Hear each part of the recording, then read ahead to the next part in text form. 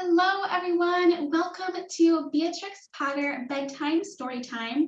My name is Miss Shannon from the Macedon Public Library, and thank you for following along with this series. This is going to be the last read aloud of our Beatrix Potter series.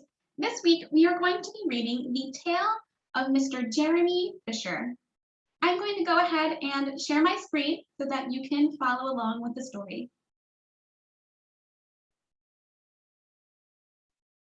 This is Project Gutenberg's The Tale of Mr. Jeremy Fisher by Beatrix Potter.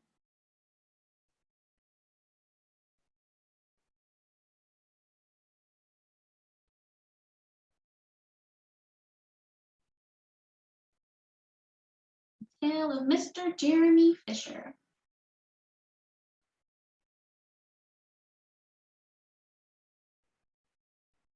Once upon a time, there was a frog called Mr. Jeremy Fisher. He lived in a little damp house amongst the buttercups at the edge of a pond. The water was all slippy sloppy in the larder and in the back passage. But Mr. Jeremy liked getting his feet wet. Nobody ever scolded him, and he never caught a cold. He was quite pleased when he looked out and saw large drops of rain splashing in the pond. "I will get some worms and go fishing and catch a dish of minnows for my dinner," said Mr. Jeremy Fisher. "If I catch more than 5 fish, I will invite my friends, Mr. Alderman Ptolemy Tortoise and Sir Isaac Newton. The alderman, however, eats salad." Mr. Jeremy put on a mackintosh and a pair of shiny galoshes. He took his rod and basket and set off with enormous hops to the place where he kept his boat. The boat was round and green and very like the other lily leaves.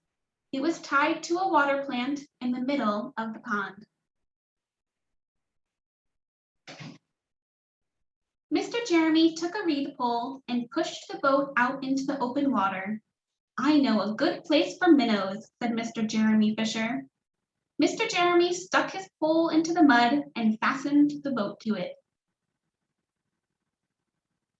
Then he settled himself cross-legged and arranged his fishing tackle. He had the dearest little red float. His rod was a tough stalk of grass. His line was a fine long white horsehair, and he tied a little wiggling worm at the end. The rain trickled down his back, and for nearly an hour he stared at the float. "This is getting tiresome. I think I should like some lunch," said Mr. Jeremy Fisher.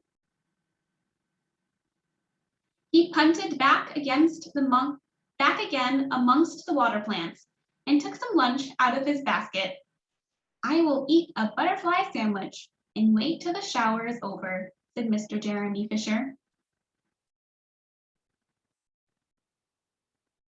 A great big water beetle came up underneath the lily leaf and tweaked the toe of one of his galoshes. Mr. Jeremy crossed his legs up shorter, out of reach, and went on eating his sandwich.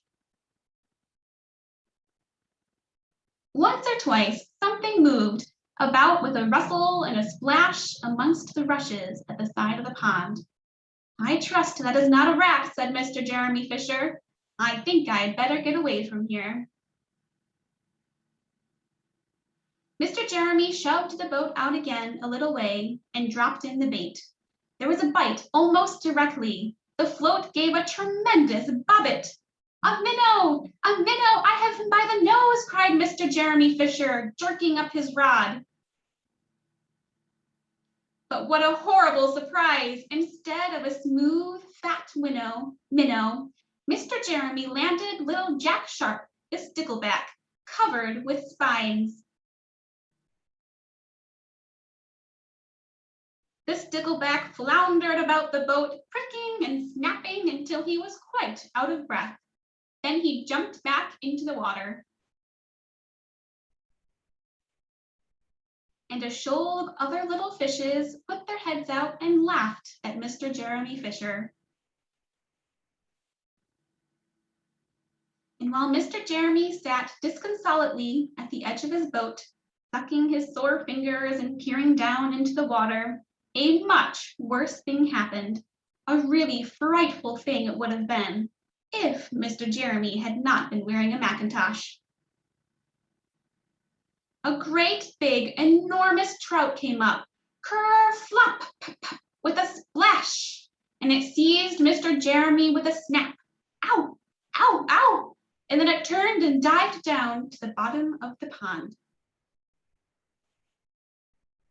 But the trout was so displeased with the taste of the mackintosh that in less than half a minute it spat him out again, and the only thing it swallowed was Mr. Jeremy's galoshes. Mr. Jeremy bounced up to the surface of the water like a cork in the bubbles out of a soda water bottle, and he swam with all his might to the edge of the pond. He scrambled out on the first bank he came to, and he hopped home across the meadow with his mackintosh all in tatters. What a mercy that was not a pike, said Mr. Jeremy Fisher. I've lost my rod and basket, but it does not matter much, for I am sure I should never have dared to go fishing again.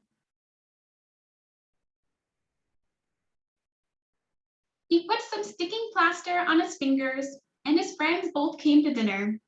He could not offer them fish, but he had something else in his larder. Sir Isaac Newton wore his black and gold waistcoat, and Mr. Alderman Ptolemy Tortoise bought a salad in a string bag. And instead of a nice dish of minnows, they had a roasted grasshopper with ladybird sauce, which frogs consider a beautiful treat, but I think it must have been nasty. The end.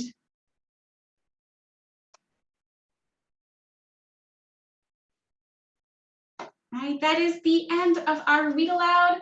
I hope you enjoyed this read aloud and you have a lovely rest of your evening. Bye.